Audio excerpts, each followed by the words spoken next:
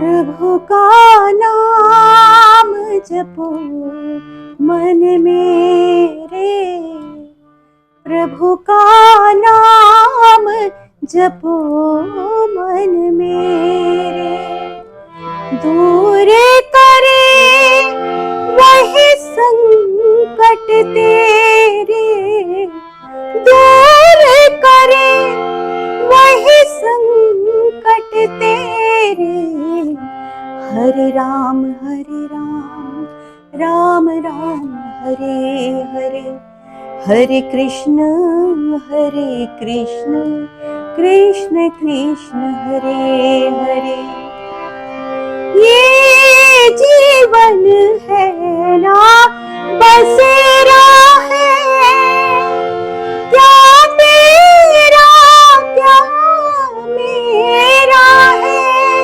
ये जीवन है ना बसेरा है, क्या तेरा क्या मेरा है।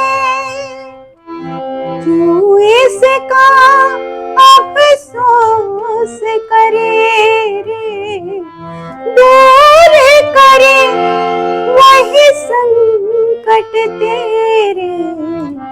हरे राम राम राम हरे हरे, हरे कृष्ण कृष्ण कृष्ण हरे हरे। ये पिंजरा जब खुल जाता है, पंछी क्या रुक पाता है। ये पिंजरा जब खुल जाता है, पंछी क्या रुक पाता है। नैनों में नीर भरे रे, दूर करे वही संकट तेरे। हरे राम राम हरे हरे, हरे कृष्ण कृष्ण कृष्ण हरे हरे। प्रभु का नाम जपो मन मेरे, प्रभु का नाम जपो मन मेरे। दूर करे वही संकट तेरे। हरे राम राम हरे हरे, हरे कृष्ण कृष्ण कृष्ण हरे हरे। हरे राम राम हरे हरे, हरे कृष्ण कृष्ण कृष्ण हरे हरे। भजनों में बड़ी शक्ति है, अध्यात्म है, दर्शन है और एक अलग तरह की संगीत की एक धारा भी है। नो न्यूज़ ऑनली व्यूज़ पर आज हम चर्चा करने जा रहे हैं सुश्री मीता भट्टाचार्य जी से, जो कि एक भजन गायिका भी हैं, सुर साधिका भी हैं और यहाँ पर एक नृत्य की क्लास भी लेती है, बच्चों को सिखाती है। हम आपका स्वागत करते हैं नो न्यूज़ ऑनली व्यूज़ पर। और आपसे हम बस कुछ चंद चीज़ें हैं जिन पर बात करना चाहते हैं। भारतीय शास्त्रीय संगीत और बांग्ला संगीत जो दो अलग अलग धाराएं हैं, इनमें क्या समानताएं हैं? देखिए, शास्त्रीय संगीत जो है वो प्योर क्लासिकल म्यूजिक है और जो बांग्ला है वो प्योर क्लासिक में नहीं आता है। जो जैसे रविंद्रनाथ जी ने भी जो रविंद्र संगीत लिखा है उसमें टच है, परंतु मैं आपको थोड़ा सा मैं गा के आपको बताती हूँ। जैसे हम लोग यदि शास्त्रीय संगीत का करें, सखी रे आली पिया बिन तेरी आली पिया बिन, उसमें थोड़ा गमक का रहता है। और यदि हम रविंद्र संगीत, वो थोड़ा सा यानी सॉफ्ट म्यूजिक रहता है, उसमें हम क्लासिकल का उन्होंने दिया है परंतु उसको सॉफ्ट तरीके से हम गाएंगे। जैसे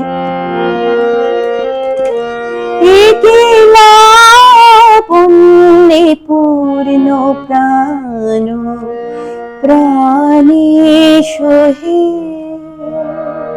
आनंद बसंत समागमे एकेला पुण्य पूर्ण प्राणो प्राणेश हे। रविंद्र संगीत को खूब सॉफ्ट तरीके से गाया जाता है, परंतु जो क्लासिकल है वो थोड़ा गमक के साथ होता है, क्योंकि रविंद्र संगीत में जो है शब्द प्रधान है।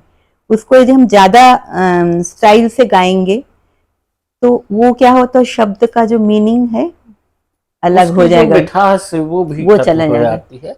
निश्चित है ये संगीत में एक शुद्धता का बड़ा ध्यान बहुत ध्यान जाता रखना है। पड़ता है। जिस तरह से फोक भी है, एक जी। फोक में हम आते हैं जब, तो फोक संगीत भी अपने तरह का एक संगीत जी है। जी और फोक में आप लोग देखते होंगे कि भारतीय लोक संगीत और बांग्ला लोक संगीत दोनों में अलग अलग तरीके की धाराएं हैं। बांग्ला लोक संगीत जब बात करते हैं तो उसमें क्या प्रधानता आती है? बांग्ला लोक संगीत में भी जैसे कि जो हिंदी लोक संगीत है उसमें भी शब्द का प्रधान रहता है मेन। बांग्ला लोक संगीत में भी शब्दों का बहुत महत्व रहता है, भाव के अनुसार हर गाने में देखिए भाव को देख के ही गाया जाता है। बांग्ला लोक संगीत में भी भाव के ऊपर बहुत ध्यान दिया जाता है, यानी किस तरह से उसका मीनिंग आ रहा है उसी तरह से गाते हैं। जैसे मैं आपको थोड़ा सा सुना रही हूँ बांग्ला जो लोक संगीत है। कालो जले कुचलतले डुबलो सनातन आज सराना काल सराना पाइजे दर्शन।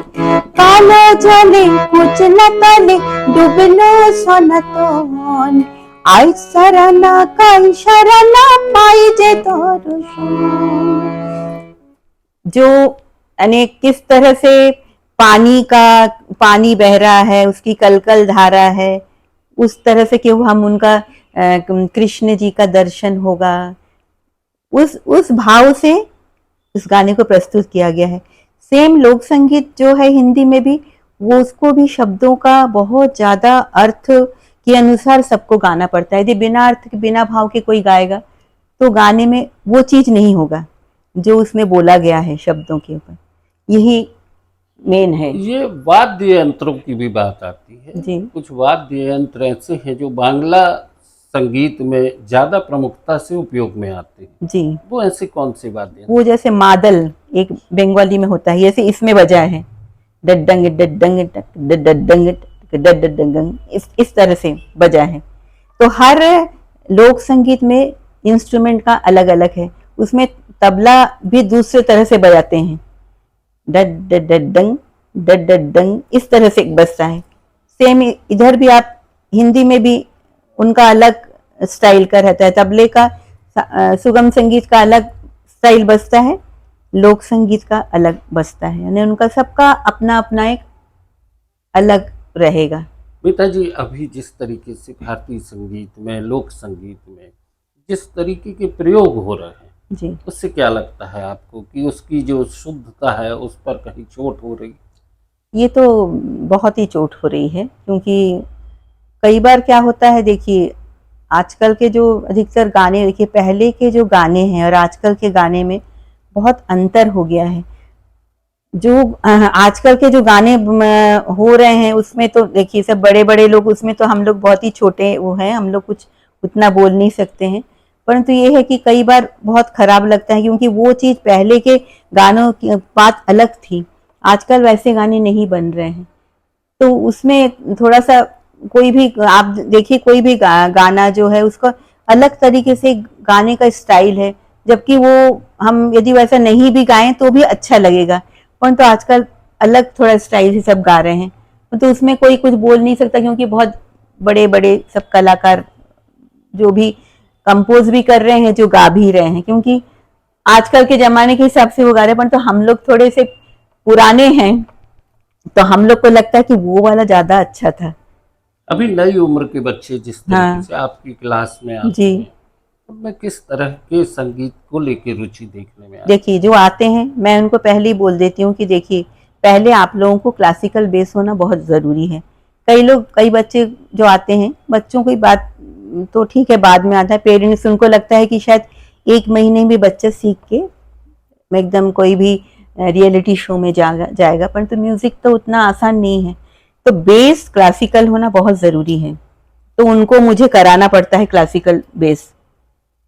फिर उनको मैं थोड़ा सा रियाज करने का तरीका, किस तरह से रियाज करते हैं, फिर उसके अनुसार उनको इंटरेस्ट के लिए मैं उस हिसाब से उन लोग को गाना भी सिखाती हूँ, क्योंकि नहीं तो उनको एकदम सिर्फ सारे गामा के ही सिखाते जाऊं तो उनका इंटरेस्ट वहीं पे खत्म हो जाएगा। क्योंकि आजकल सब उन लोग को बहुत फास्ट जमाना है। पहले के जमाने में सा शायद वो 1 साल तक सा ही सिखाते थे। आजकल यदि हम ऐसा करेंगे तो बच्चों में कोई रुचि नहीं रहेगी। तो आजकल ऐसा है कि हम इन लोग को सारेगामा में ही कई प्रकार के अलंकार वगैरह होते हैं, उनको बेस तैयार करने के बाद मैं उसके आधार पे थोड़ा सा जो वो गा सकते हैं उस हिसाब से मैं उनको थोड़ा फिल्मी गाने भी सिखाती हूँ, ताकि वो साथ साथ वो भी सीखे, नहीं तो उनका इंटरेस्ट ही कम हो जाएगा। वो रियलिटी शो के लिए वो अपने आप कई लोगों को तैयार। ये रहता है, परंतु कई बच्चे ऐसे भी हैं कि वो बोलते नहीं नहीं हमको अच्छे से सीखना है। अलग अलग तरह के बच्चे हैं, तो कई उनको बताना पड़ता है कि देखो ये तो समुद्र है, ये तुम जितना करोगे उतना है तुम आगे जा सकते हो, फट से तो कोई चीज तुमको मिलेगा नहीं, उनको समझाना पड़ता है। आप नृत्य की क्लास भी लेती हैं, डांस की, जी तो नृत्य में आप कथक और ये सब। देखिए शुरू में मैंने कथक सीखा था, फिर क्या हुआ मैं गायन में भी थी, तो मुझे दोनों प्रॉब्लम हो गया करना, क्योंकि दोनों एक साथ नहीं हो सकता। तो इसलिए फिर मैंने भी सोचा, और हमारे फैमिली डॉक्टर ने मुझे समझाया कि जब आपकी एज हो जाएगी तो आप गायन कर सकते हो, परंतु आपको डांस करने में थोड़ा सा आपको झिझक होगा।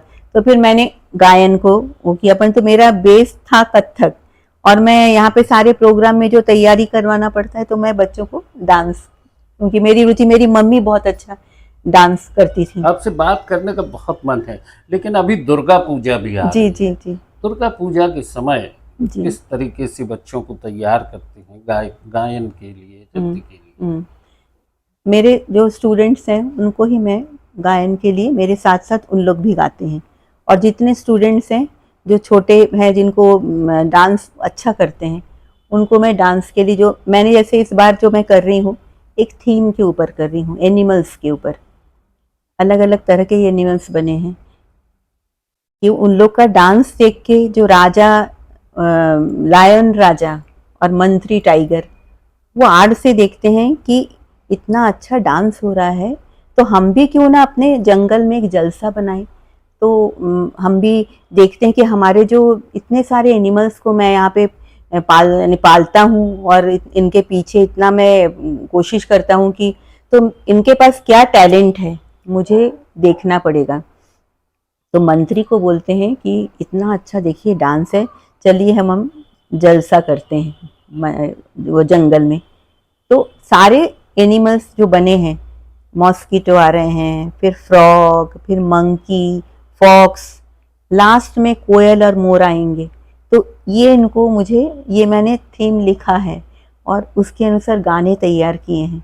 तो वो सब कस्ट्यूम वैसे ही पहन के आएंगे। लास्ट में कोयल और मोर आते हैं, उनका डांस देख के राजा एकदम प्रभावित हो जाता है कि सबसे जो बेस्ट है कोयल और मोर ही हैं। इस तरह से फिर माँ का इन लोग, क्योंकि जो दुर्गा जी की सवारी है सिंह, तो राजा फिर बोलते हैं कि मैं बहुत आज खुश हूँ, चलो हम लोग मिलके माता जी का गाना ने उनका आह्वान उनको करते हैं। तो लास्ट में एक डांस करके हम लोग इसको समाप्त एक होता है। और दुर्गा पूजा में एक गायन होता है जो माँ की आरती और जिस नृत्य तरीके होता है। नृत्य होता है वो? उसको धुनोची नृत्य बोलते हैं। वो माता जी का आरती हम लोग में मेन रहता है बंगाली में। वो उसको ऐसे इसमें नारियल के जटा से और उसको राल और उसमें दे के और उसमें जो ढाक बोलते हैं, वो ढाक बजता है, आपने ढाक देखा बजता होगा। है, हाँ हाँ। तो वो ताल में डग डग डग डग डग डग डग डग, तो उसमें आरती ऐसे ऐसे ऐसे करके आरती करते हैं। तो वो हम लोगों में बहुत जरूरी है माँ का आह्वान के लिए। और ये स्टार्ट होता है जब से पूजा शुरू होती है, और मेन होता है अष्टमी के दिन। कई जगह प्रतियोगिताएं होती हैं धुनोची का, इसमें जो सबसे तो बेस्ट करता है। उसमें गीत, आह्वान का जो गीत होता है वो क्या होता है? वो अधिकतर उसमें होता है ढाक, जो बाहर से सब कैलकाटा से ना इन लोग को बुलाया जाता है, जो उसको बोलते हैं, जो ढाक बजाते हैं उनको बोलते हैं ढाकी। उनको उनका एक अलग रिदम रहता है। पहले स्टार्टिंग में स्लो करेंगे तो वो धीरे धीरे धीरे धीरे उठाएंगे, फिर धीरे धीरे धीरे स्पीड बढ़ता जाएगा। उस अनुसार से ही पैर की थाप चलती रहेगी। तो ये बहुत देखने में बहुत ही अच्छा लगता है, यानी अंदर से खुशी होती है कि हमारे साल में एक बार माँ आती हैं, तो वो बात ही अलग है। माँ की विदाई भी आप लोग बहुत उससे करते हाँ, हैं, बड़ी वो भावपूर्ण होती है। दसवीं के दिन होता है वो, तो सच में वो बहुत ही अंदर से बड़ा रोना आता है कि, और ये हम लोगों ने देखा है कि अष्टमी के बाद से जब संधि पूजा होता है शाम के समय, उसके बाद से ना एकदम माता जी के आंख के इधर ऐसे लगता है कि वो रो रही हैं कि अब हमको जाने का समय आ गया है। वो अपने मायके आती है मायके और आती हैं, फिर उसके बाद दसवीं के दिन विदाई होता है, उनको सिंदूर वगैरह लगाया जाता है, जो भी सब लोग एक दूसरे को सिंदूर लगाते हैं। यानी वो बहुत ही भाव लगता है अंदर से, देखो तो आंख से आंसू आते हैं कि नहीं, बहुत ही वो देखने लायक होता है ये। दोस्तों, भारतीय संगीत, भारतीय शास्त्रीय लोक परंपरा सभी में एक अपने तरह का एक आकर्षण भी है, एक प्रेम है, एक प्रकृति से जुड़ा स्नेह भी है। माँ की आरती होती है, माँ की विदाई होती है, और बांग्ला जिस तरीके से बांग्ला समुदाय को देखें अगर, तो वो उनके भीतर का जो भाव विभोर हो जाती हैं विदाई के समय, और जिस समय वो उनकी आरती आह्वान करती है, उस समय देखने का दृश्य होता है। और ये सब चीज़ें भारत में जो एक अपने तरह की सांस्कृतिक विविधता है, उस पर हमें गर्व भी है। मीता जी, आपने चर्चा की, बहुत बहुत बहुत धन्यवाद। धन्यवाद, धन्यवाद।